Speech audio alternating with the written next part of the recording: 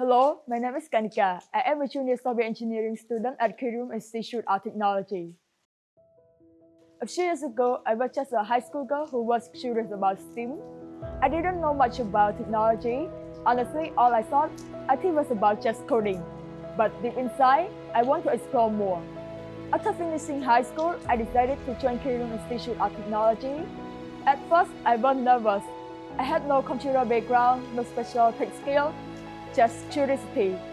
But from the first day, I realized creativity is not just about studying, it is about learning by doing. The classes here are project-based, so it is not about just theory. We actually build things, solve problems, and work together. Even without a tech background, I could understand and catch up because the lecturers here are very supportive. Studying here has been opening my eyes to a bigger world. With international lecturers, I have learned to think outside the box. I have also discovered something even more important, global leadership. There are three main reasons why I chose KT. First, it is an international institute.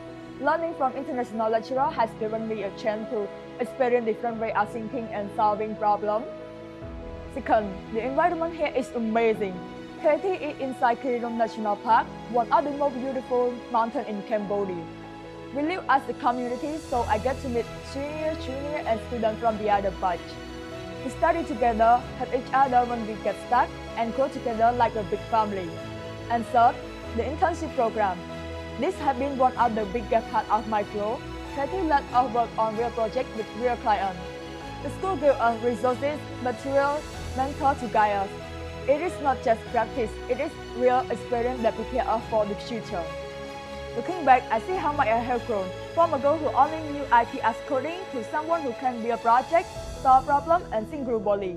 KT didn't just take me technology, it gave me the confidence to shape my own future.